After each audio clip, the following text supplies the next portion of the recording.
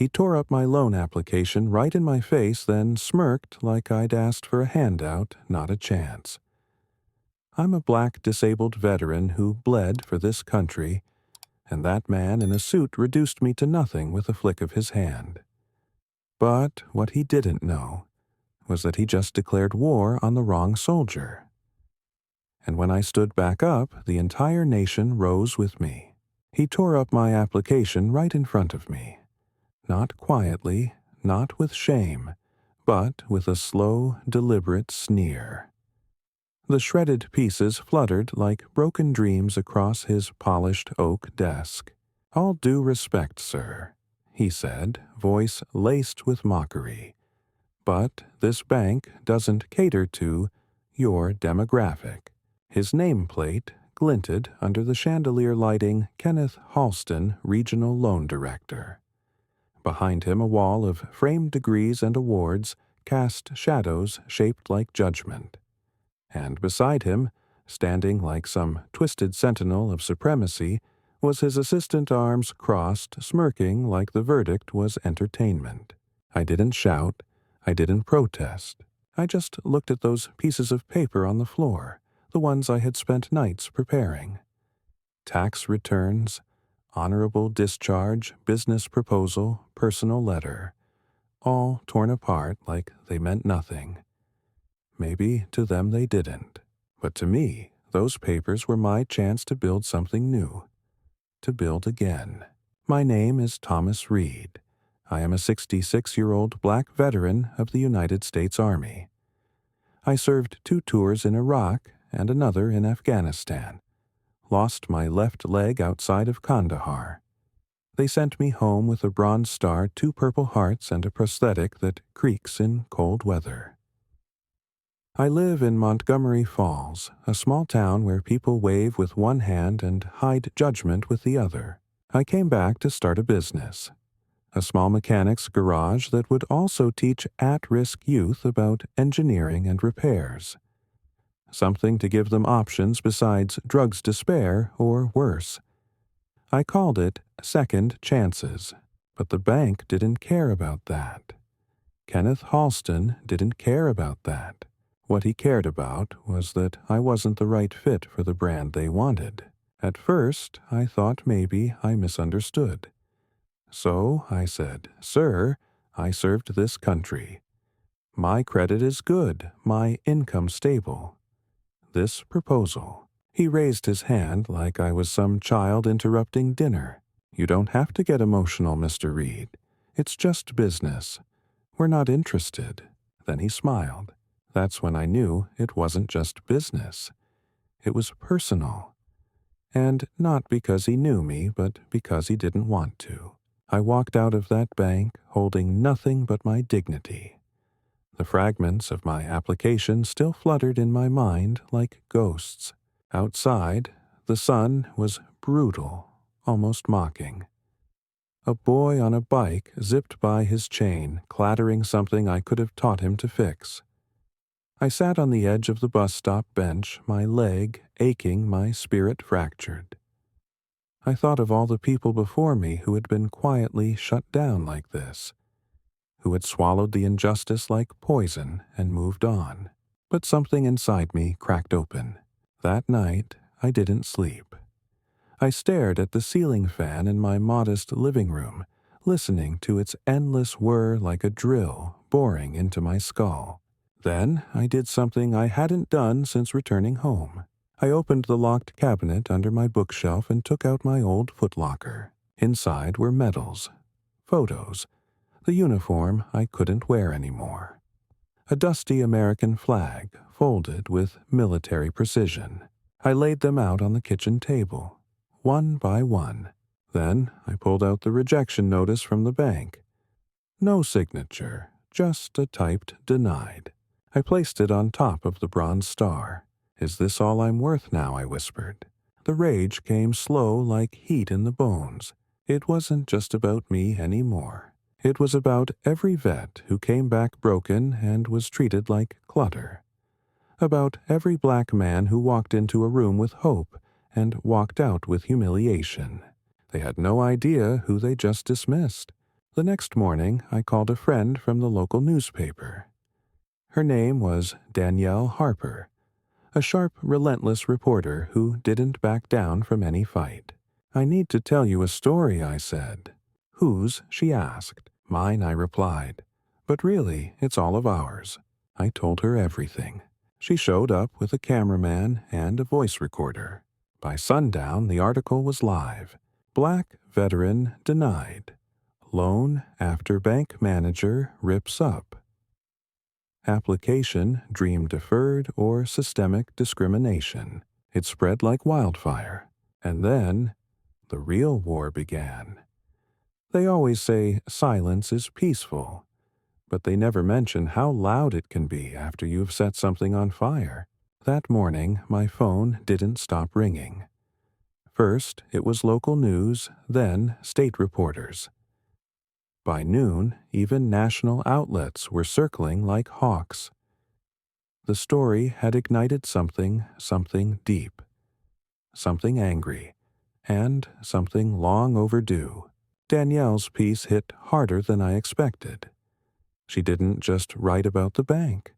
She wrote about me, about my time in Fallujah, about the garage I dreamed of opening, about the medals, about how the only thing torn that day wasn't paper but dignity. I read it once. Then I read it again. And the third time I cried. Not because I was ashamed, but because someone finally saw me. But not everyone responded with kindness. The next day, I returned from the grocery store to find my mailbox smashed in. Spray painted across my front fence in red stop playing the victim. I stood there for a long time, bag of apples in one hand, loaf of bread under my arm. The chill ran down my spine like old combat wind in a desert night. I didn't touch it. I didn't call the cops. I knew better. I went inside, put the groceries down, took off my jacket. Then I grabbed a paintbrush. I painted over the words in white. Then I added something above it. I fought for this country. I'm not going anywhere. The neighbors didn't say much. Most just avoided eye contact. But a few nodded as they walked by. Quietly, respectfully, like soldiers recognizing another soldier. At the heart of the backlash stood one man, Kenneth Halston. While the public gasped, Halston doubled down. He went on a local radio show that week. I heard the recording while Danielle played it in her car. His voice was confident, slick, like oil on glass. "This isn't about race," he said. "It's about business risk. We follow protocol. Mr. Reed simply didn't meet our lending standards." The host asked if it was true he tore up my papers. There was a pause. "Metaphorically, perhaps," he said. I might have made a gesture of rejection, but certainly not out of malice. Gesture. I had watched him shred my life with a grin. I looked Danielle dead in the eyes. "I want that footage." She blinked. "What footage?" When I went to apply, I saw cameras in the bank. "Security footage. They'll have it." Danielle leaned back. "You're serious?" "As a gunshot." She made some calls. The bank said the footage was deleted. Standard protocol. Of course, but sometimes angels wear hoodies and chew gum. A few days later, Danielle received a message from a private account. A former bank intern had seen what happened. Recorded it on their phone while testing the new security system. They had just been hired to shadow Kenneth Halston. The video, crystal clear. Kenneth looking at my paperwork. Laughing. Then physically tearing it in front of me. Saying verbatim, "Let's stop pretending this is going anywhere. You think medals make you bankable." He drops the torn pieces like garbage. Turns to his assistant. "Get this over with. Next." I'm seen standing there silent. Still. Then nodding once. Picking up my cane. And leaving. That was it. The dam broke. Danielle uploaded the video with the headline, "Exclusive Bank Manager Mocks Black Veteran Tears." Application, while laughing, caught on camera. This time, there was no denying it. The hashtags exploded. Our Justice for Reed. Banking while black. Veterans deserve better. Veteran groups reposted. Civil rights groups rallied. Even some politicians jumped in. But it wasn't until an unexpected name entered the fray that everything changed. Lawrence J. Phelps, the national CEO of the banking chain, released a video statement within 24 hours. His tie was slightly loose. His voice, careful. "We are appalled by the conduct displayed in the recently surfaced video. This does not reflect our institution's values. Mr. Kenneth Halston has been placed on administrative leave pending a full investigation. It wasn't justice, but it was a crack. That night I couldn't sleep again. Not because of anger, but because of fear. What if this got bigger than me? What if it led nowhere?" I stared at the folded flag on my shelf again. And for the first time in years I spoke out loud to someone who wasn't there. "Michael, I wish you were here, brother." Michael was my best friend in the unit. He didn't make it home. He was white, Southern. Grew up calling people like me things I won't repeat. But after what we went through, he died calling me brother. And that bond forged in sand and blood was more real than any bank's policy manual. "I'm not giving up," I whispered. Then I slept, finally. 3 days later, I received a letter. From the bank, not the local branch, but from Lawrence Phelps himself, typed, signed. "Dear Mr. Reed, please accept our deepest apologies for the treatment you received at our Montgomery Falls branch. We recognize your honorable service and are currently reviewing internal protocols to ensure fairness and respect for all applicants. We'd like to invite you to a meeting to discuss how we can support your business endeavors moving forward." It wasn't an apology because they cared. It was an apology because the world saw what they did when they thought no one was watching. But I wasn't done. The invitation came folded in a premium envelope embossed with gold trim and the bank's logo stamped like a royal seal. It smelled faintly of cologne and cold air as if the paper itself had never known struggle. I looked at it for a long time, read it twice. Then again, a part of me wanted to burn it. But the other part, the soldier, the builder, the black man who had carried too many silences on his back, he wanted to walk into that boardroom and not flinch. So I ironed my best shirt, cleaned my shoes, put on my blazer, slipped my medals into my pocket not for them, but for me, and I walked back into the lion's den. The headquarters sat in a towering glass structure downtown, all steel and silence. A receptionist greeted me with a forced smile that cracked around the edges when she read my name. "Mr. Reed, they're expecting you upstairs." I rode the elevator up 23 floors. My reflection stared back at me in the chrome, older, worn, but unbroken. I adjusted my tie. The doors opened. Inside the boardroom, Lawrence J. Phelps, 2 lawyers, and a woman in a Navy power suit I later learned was head of public relations. No Kenneth Halston. Just empty leather where he once sat. Mr. Reed Phelps said, standing, "Thank you for coming." I didn't shake his hand.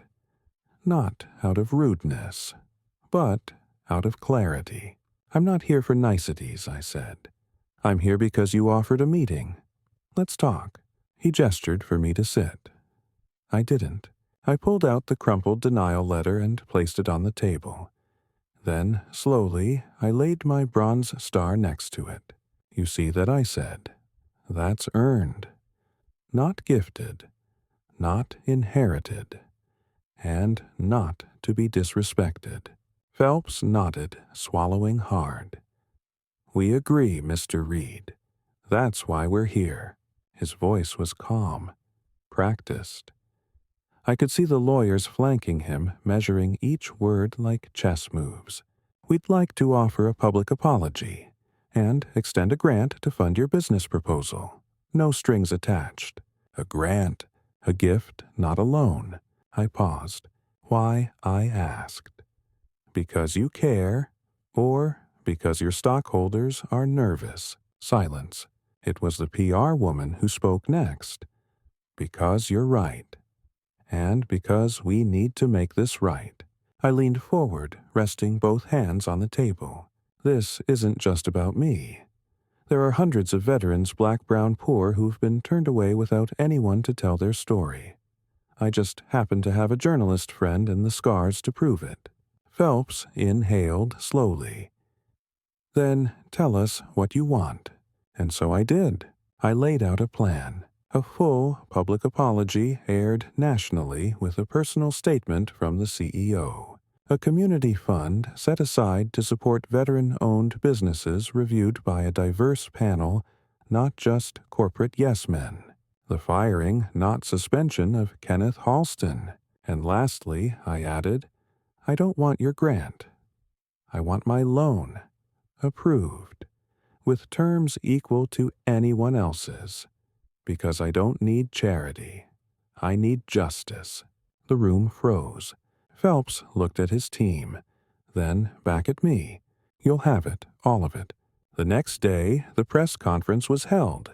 Under the cameras, with Danielle at the front row, Phelps read the apology word for word. He didn't flinch, but his eyes told the story. The pressure, the fear, the reckoning. We failed Mr. Reed, he said. And by doing so, we failed our values. That changes today.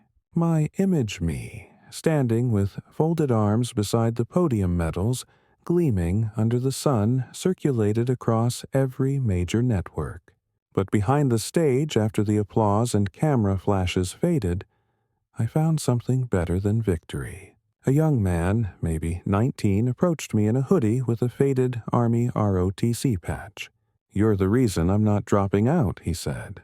Thank you. I gripped his hand tight. This isn't about one fight, son. It's about everyone after it. And still, the bank wasn't done bleeding. The footage sparked internal audits. Other employees came forward. Old applications were re-reviewed. Lawsuits emerged. Kenneth Halston, officially terminated. No severance, no pension. But that wasn't the climax. The climax came when the very same building that once denied me cold and pristine hosted the ribbon-cutting ceremony for Second Chance's Garage and Youth Initiative. I wore my uniform that day. Danielle brought her daughter. My old Army unit sent a flag. And every kid from the neighborhood came out to see what we built. No longer a dream, a reality, funded by my own loan, signed, approved, backed, because I earned it. The smell of motor oil, rubber, and hope. That's what greeted me each morning at Second Chance's Garage. It wasn't much, a converted warehouse with concrete floors, half-sanded tool benches, and a faded flag hung above the entry like a guardian. But it was mine. Ours. And it was open. The sign out front was hand-painted by the kids who came every Saturday. The letters were uneven, one corner dripped red, but I wouldn't have changed it for the world. Second Chances, veteran-owned, youth-run. The first week, only 3 teenagers showed up. All boys. All skeptical. One had a court date coming up. Another had been expelled for fighting. The third never said a word, just kept his hoodie up and eyes down.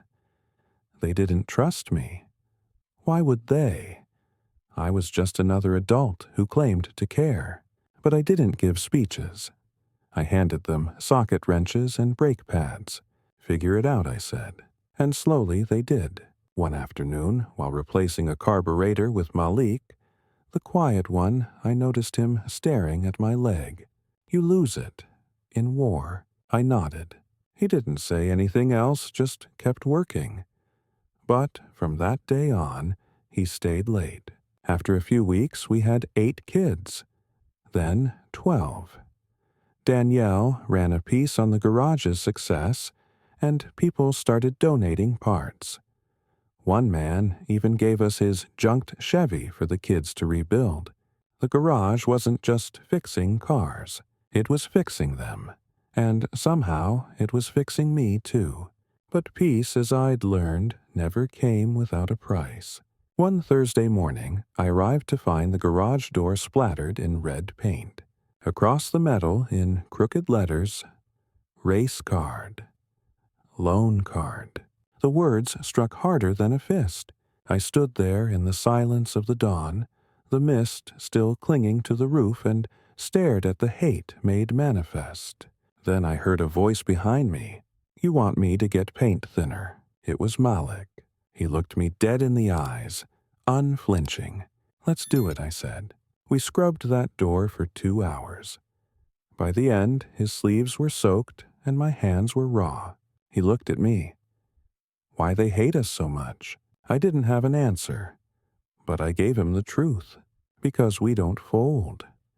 And because when we rise, we remind them they're not the only ones with power. He nodded slowly. Good. Then he walked inside. Taller. Later that week, the local bank branch manager, a woman named Cynthia Delgado, came by unannounced. She was Latina, maybe early 40s, sharp eyes behind thin glasses. Nervous, but firm. "I just want to say, I'm sorry for what happened," she told me. "I wasn't part of it, but I work for the same institution. And we failed you." I studied her, not her words, her tone. It was real. "You still work for them?" She hesitated. "For now." I nodded. Then she reached into her bag and pulled out a check. $10,000. Personal. Not from the bank. For parts. Tools. Whatever you need. I looked at her hands. Shaking. "Why?" I asked. She swallowed. "Because if my father had a place like this when he was young, he might still be alive." I took the check. We didn't say more. We didn't need to. Sometimes pain recognizes pain. But the biggest test came when Halston reappeared. Not in person, but in print. A blog post. Bitter, defensive, laced with sarcasm. They threw me under the bus to protect their image. Meanwhile, a man with no financial acumen and a history of violence is now the face of their rebranding. America loves its fallen heroes as long as they stay fallen. He linked to my military record, my injury. Even included an old photo of me in a VA hospital, unconscious tubes down my throat. The cruelty was surgical. The blog went viral in certain corners of the internet. Conservative talk shows called me a sympathy grifter. Some even claimed the video had been deep-faked. The hate mail returned. "Stop exploiting race. You don't deserve a dime. Bet you never even saw combat." Danielle wanted me to sue, but I didn't. Instead, I printed out every email. And I read them aloud, in the garage, to the kids. Malik looked furious. Why let them say this? I held the pages high. Because when you build something true, the world will try to tear it down. But you don't stop building. I threw the pages in a trash can and lit a match. The flames danced like defiance. A week later, something unexpected happened. A local white veteran named Tommy Granger, whom I hadn't seen in years, came by. Used to be a sniper. Gruff, quiet. He parked his motorcycle, walked in, and said, "Heard you needed hands." He stayed the whole day. And the next. By month's end, we had veterans of all backgrounds mentoring side by side. Former soldiers, former convicts, even former doubters. The garage was becoming what I dreamed, and more. And then, one afternoon, just as the kids were closing up, a black SUV pulled up. The door opened. Out stepped Lawrence Phelps, CEO, in person. He didn't have cameras with him, just an envelope.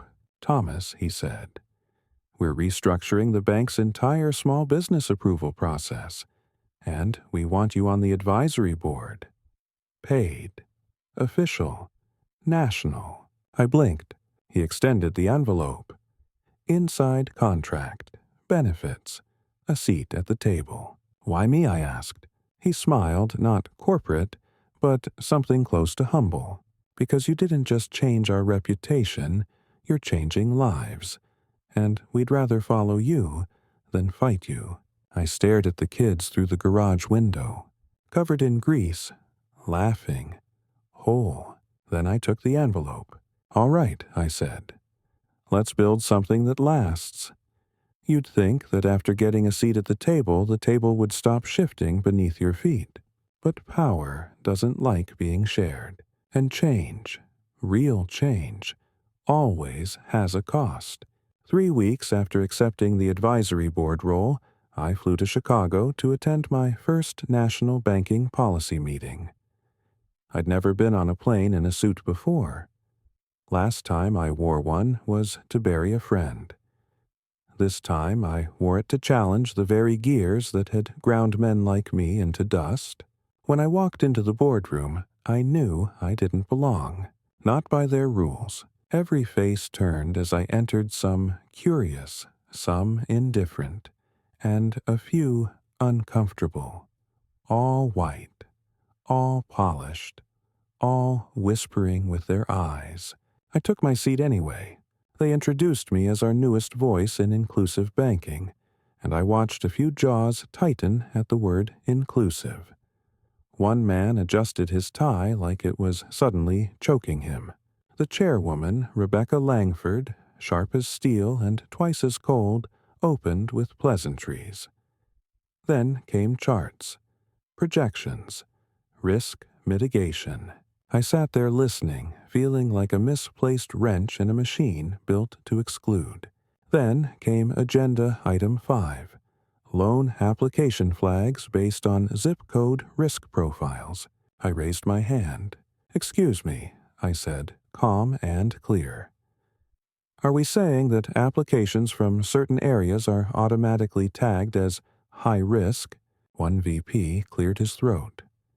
"It's standard algorithmic assessment. It's not about race. It's about data." And that data, I replied, was built on decades of redlining and discrimination. "So your algorithm is just digital prejudice wearing a suit." Silence. Rebecca interjected. "Mr. Reed, let's stay constructive." "I am," I said, voice steady. "Constructively tearing down the bias you've coded into your policies." That's when I realized something. I wasn't there to advise. I was there to decorate, to be a symbol, a stamp of progress they could point to. But I wasn't going to be their prop. Back home, I vented to Danielle. "They don't want reform. They want reassurance." She nodded. "So what are you going to do?"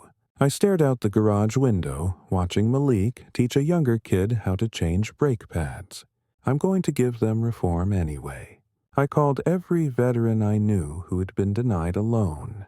I partnered with small business advocates, civil rights lawyers, economists. We started gathering stories, each one more gutting than the last. A woman who'd served in the Navy turned down for a bakery loan because her income history wasn't stable, despite 18 years of military service. A Latino veteran with a master's in business who was told, "Maybe you should try something smaller like landscaping." We compiled the data, built a case, and we presented it not in their boardroom, but at a live-streamed town hall hosted in the garage. Over 300,000 people tuned in, and this time the media came before we invited them. The pressure mounted, so the bank fought back, quietly. They began slowing communications with me, delaying decisions. One day, I was left off a policy email chain. The next, I was accidentally omitted from a scheduled meeting. And then came the compliance review of my loan. They claimed it was routine, but I knew better. They wanted me quiet, controlled, boxed. So I did the opposite. I got louder. I went to the press. Again, I didn't attack them. I told the truth. That inclusion without power is decoration. That representation without authority is a leash. And that real change can't happen while gatekeepers guard broken gates. The article went viral. Rebecca Langford called me the next morning. "We're offering you a promotion," she said. "Full-time executive position. Better salary. Broader impact." "No," I said flatly. "May I ask why?" "Because I'm not here to be bought. I'm here to break your system and rebuild it." The next week, something I never expected happened. Employees from inside the bank began leaking documents, anonymous reports, internal memos, PowerPoint slides showing how neighborhoods were color-coded by race masked as economic density zones. It was a quiet revolution. One whistleblower reached out directly, said she'd read Danielle's article, said she had family who were turned away too, said she'd had enough. Within days, we had the smoking gun. The system wasn't just flawed. It was engineered to fail people like me. We called a press conference. National media. I stood at the podium with Danielle, 3 veterans, and Cynthia Delgado, who had since resigned in protest and joined our advocacy group. Behind us, a banner: truth, dignity, equity. And we exposed everything: the internal policies, the algorithmic racism, the punishment of dissenters, even the attempts to silence me. People cried, people cheered, people listened. The next day, Congress scheduled hearings, and I was invited to testify. That night, I stood alone in the garage. Lights dimmed the silence, warm instead of cold. Malik walked in holding a newspaper. Front page: veteran turns bank scandal into national reckoning. He grinned. "You're famous now." I laughed. "I don't care about fame, kid." "What do you care about?" I looked at him, at the grease on his cheek, the fire in his eyes, making sure no one ever slams the door on you again. The Capitol Rotunda was quiet when I arrived, but I could feel the thunder beneath its marble skin. They walked me past pillars older than the wars I'd fought in, through doors thicker than the armor I'd worn. Everything smelled of politics and polished lies, but I wasn't there to bow. I was there to speak. It was the first time in history that a Black disabled veteran had been invited to testify before Congress, specifically on banking discrimination. My nameplate sat stiffly in front of me. Thomas Reed, founder Second Chances Garage. Across from me sat a panel of senators, some curious, some skeptical, some already scrolling on their devices. But one pair of eyes, sharp gray, unsmiling, belonged to Senator Martha Kilbourne, the banking oversight chair. They told me to read a pre-written statement. Instead, I pushed the paper aside and looked straight into the camera lens broadcasting me nationwide. "My name is Thomas Reed," I began. "I bled for this country. I fought in wars most of you only know from headlines. And when I came home missing a leg and missing years of my life, I did what they tell all of us to do. Pull yourself up. Work hard. Dream honest." I believed them. I let the silence breathe. And then a man in a suit laughed at me and tore up my dream in front of my face. Not because of my credit, not because of my plan, but because he didn't want someone like me to succeed. Senator Kilbourne leaned forward.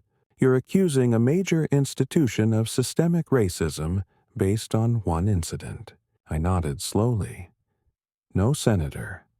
I'm accusing them based on hundreds of incidents, dozens of whistleblowers, thousands of voices they never expected to be heard." Then I placed a thick folder on the table. "Here are 312 loan denials of Black and brown veterans with clean records and solid plans, all flagged by an algorithm designed to look neutral but rooted in redlined history. The room stirred. Some of them are watching today. Some are dead.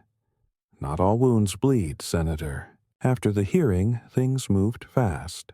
Senator Reynolds, an ex-Marine with fire in his belly, announced bipartisan support for a veteran equity in lending bill. News anchors called me a firebrand and a moral storm. Halston tried to go on a podcast tour to reframe himself as a victim of cancel culture. But the footage, the one where he mocked me, played every time he spoke. He vanished from public view. Rebecca Langford resigned 2 weeks later. And Lawrence Phelps, he called me. "I'm sorry, Thomas," he said. "I let the rot grow too long." "You didn't let it grow," I replied. "You watered it." He didn't argue. Instead, he asked me to take over as interim head of Veteran and Community Lending Affairs nationally. This time not for show, for real. I didn't accept right away. I sat on it, prayed on it, visited the graves of 2 soldiers I'd buried back in '04. Then I walked into the garage, grease still on the floor, kids still laughing around the lift, and I looked at Malik. "Would you be okay if I was gone a few days a week?" He shrugged. "We got this place running. You go fix the rest." And just like that, I said yes. Washington, D.C. didn't change me, but I brought change to it. We rewrote policy. We created the Second Chances Lending Index, which weighted character, military service, and mentorship as value, not just credit score. We forced transparency in algorithm audits. And when one bank tried to skirt the new regulations, I flew out and gave a surprise inspection with cameras. They folded like paper. But not all victories are public. One day, I returned to Montgomery Falls. Quietly, I visited the old bank branch where it all started. It was under new management. The old glass doors had been replaced. Inside, a young black woman sat behind the counter Kira James 24 First in her family to work in finance. She smiled when she saw me. "I know who you are." I smiled back. "You're why I did this." Later, I walked down to the creek behind the garage. My prosthetic leg creaked with each step. I sat on a wooden bench, the one we built with the kids, and closed my eyes. I thought of Michael, of bullets and desert winds, of the day I came home with a flag instead of a friend. And then I heard something. Footsteps. I opened my eyes. Malik stood there, taller now, wiser. He sat beside me. "They offered me a job," he said, "at the city auto shop, full-time, with benefits." I grinned. "Proud of you, kid." He was quiet for a moment. Then, "You think people like us ever stop having to fight this hard?" I looked at him. At the boy who'd once scrubbed racist slurs off a garage door. At the man he was becoming. "No," I said, "but someday we fight less." Because we left something standing behind us. The sky was crimson that morning, the kind of color that makes you stop just to breathe. The air over Montgomery Falls felt different now, less tight, less cruel, as if the town itself had exhaled after holding its breath too long. It had been a year since I stood in that bank and watched my application torn to shreds. 1 year since the world decided to listen. Since the fight for dignity, not just for me, but for every voice too long ignored. And today, they asked me to speak at the Veterans Memorial Service. I stood behind the podium, medals pinned to my chest, not as trophies, but as scars turned to steel. My suit was tailored now. But beneath it, my heart still beat like the same soldier who once walked through sandstorms, not boardrooms. The mayor introduced me, but I didn't hear his words.